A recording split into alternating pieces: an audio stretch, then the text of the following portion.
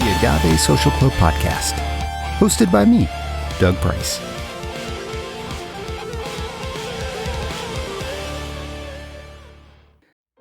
Hey everybody, Doug Price here with the Agave Social Club. This is the Suerte Tequila episode for the podcast video recap. Why don't you go ahead and check out how Suerte became an actual tequila brand. We've had scenarios where you've got friends sitting around in a backyard, sipping on tequila, and at some point, somebody says, we should start a tequila brand. and for most 99.9% of those scenarios, that is the extent of that business plan. That was not the case for you and Lance, your co-founder. Can you share the journey of what it was like from we should start a tequila brand to actually starting Suerte Tequila? Essentially, the way it worked for Lance and I was that we had both been working in the consumer packaged goods industry, producing and selling and marketing skincare products. And we kind of knew the back end of an operational situation, how to operate a business. And we were learning a lot about tequila together. We both had passion for tequila and for Mexico in general. And so the first time we said, hey, let's start a tequila brand, we were at the liquor store in Boulder, Colorado, where we're based, and looking at a shelf full of many different varieties of tequila and brands of tequila, and just looked at each other and said, man, it'd be so much fun to start a tequila brand someday. We're having fun with soap and lotions and all these products that we're doing now. Wouldn't it be really fun to apply everything we know to a tequila brand? That was the first time we said it. And then what happened from there was we agreed that we would start doing a lot of business planning to see what it would take to start a tequila brand.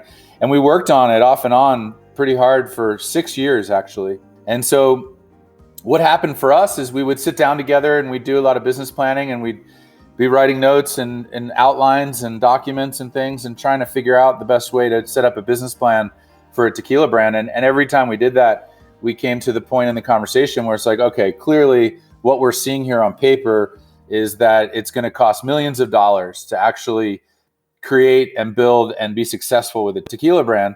And neither of us had the money at the time. So every time we'd get to the point where we realized we needed a lot of money, we'd put it aside and kind of just keep focusing on the jobs that we had at the time and our families and paying our bills and doing what we needed to do. But that went off and on, I'd say, for 6 years, to the point where Lance found himself working for one of the largest agave nectar importers in the country, which just so happened to be based here in Colorado.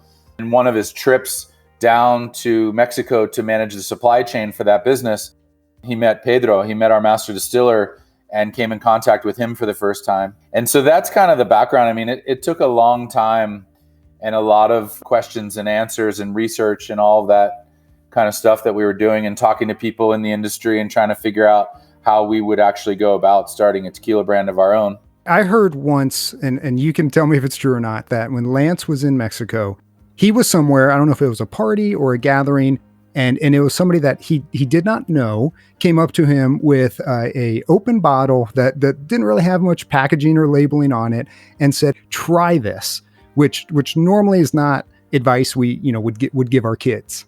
Right.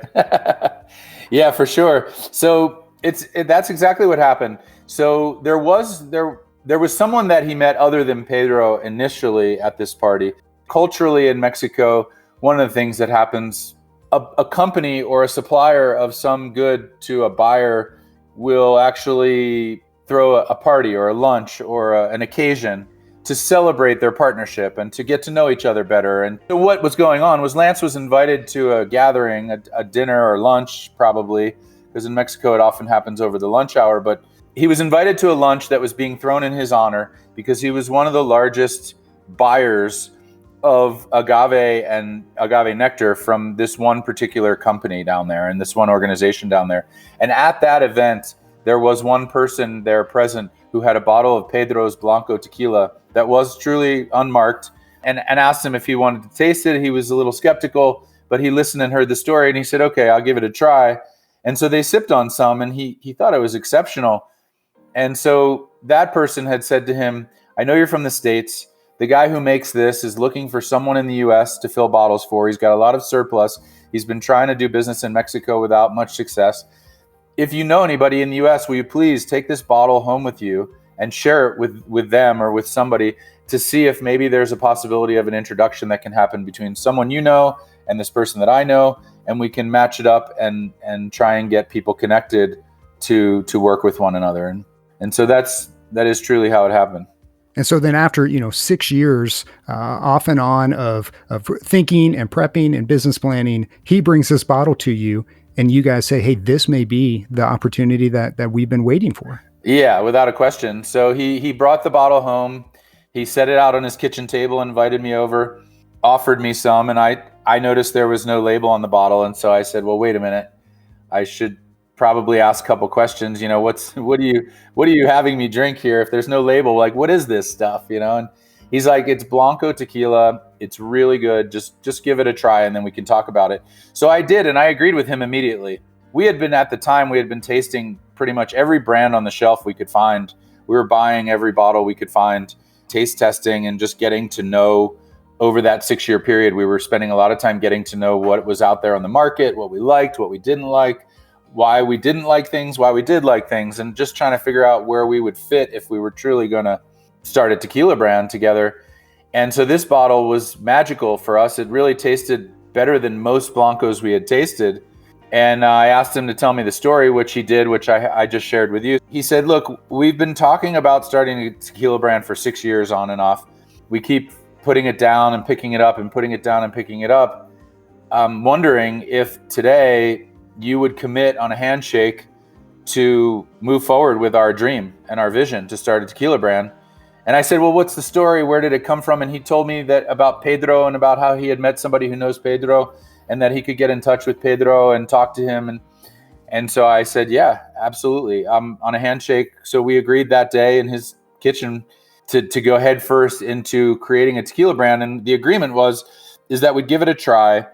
If we were successful, then we would be successful and move forward and build a business. And if we weren't successful, we had agreed that we would finally put it to rest for good, that we would just stop working on it. There would be no more back and forth, up and down, yes, no, let's do it, let's not do it, that kind of thing, and worrying about it. We just wanted to give it a shot. And so that's what that first bottle of tequila represented to us. And then how soon from that spot, how soon were you guys back in Mexico with Pedro kind of talking through what this would look like? It was roughly within 2 to 3 months after I tasted that bottle that Lance had brought back. The first thing we did was contacted Pedro and asked him if he'd be willing to work with us. He said yes. He had explained that at the time, the distillery that he owned and was running that his family owned with him was for sale, and that they had been entertaining the possibility of selling the facility. And so Lance actually at that time got on the phone with Pedro's cousin, who was one of the lead investors in their project down there, and convinced his cousin at that time to pull the facility off the market and to not sell it and to work with us. So at the same time, what we had done is we had requested from Pedro whether there was a way to get more samples from him. So we were looking to taste obviously Reposado and Añejo, and because we knew he had those, but we didn't have access to them. So within a couple months, we had booked flights and made plans to go down there, because not only did we want to meet Pedro in person, talk with him and his family, and try and put a deal together, but we also wanted to get some bottles of his tequila to bring back with us so that we could start sharing with people and let people try it and taste it and get people's feedback. You go there, you're tasting it, you're liking what you're tasting. You guys are talking with Pedro, and it sounds like, since it's been in his family and tequila on its own is very family centered and traditional, you guys kind of work a deal to, he's a part of Suerte as well. And now you guys have started Suerte Tequila. How soon from starting it to actually having product out on the shelves or in the restaurants? Well, that trip when we went down, the first trip, we spent a lot of time visiting with Pedro and his entire family and getting to know each other. That's the beauty of Mexican culture and doing business in Mexico, is people genuinely want to know who you are and what you're about, and they want to get to know you before they enter business relationships with you. So we spent a lot of time that trip for a couple of days getting to know each other. And then the trip culminated in Guadalajara, where we went to one of his family's offices where there was a couple lawyers that were present, and we drew up an agreement that was a 2-year agreement. They were going to produce tequila for 2 years that we could bottle under the name that we hadn't, come up with the exact name yet, but that we were going to import under whatever name we created, and we were going to import and sell a certain amount. And so we had a signed agreement when we left that time to get started. From there, it basically took us 8 months to get everything put together, all the legal work done, all the branding work done, everything that we needed to do, and getting our first shipment of tequila into the US and specifically into a warehouse in Denver, Colorado. It was an 8-month period, basically.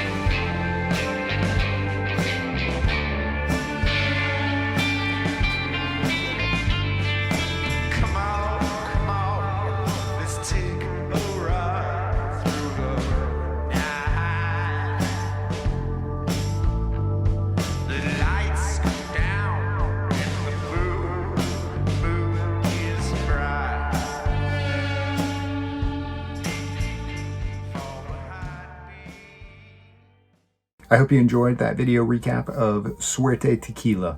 If you want to hear the entire episode, you can go to Apple, you can go to Stitcher, you can go to Spotify, and you can listen to the entire episode in its entirety. Again, subscribe, rate, check. Would love for you to just continue to be a part of the Agave Social Club. In the notes, there'll be opportunities where if you want to click to purchase Suerte Tequila, you can do that as well. We'll see you on the next one.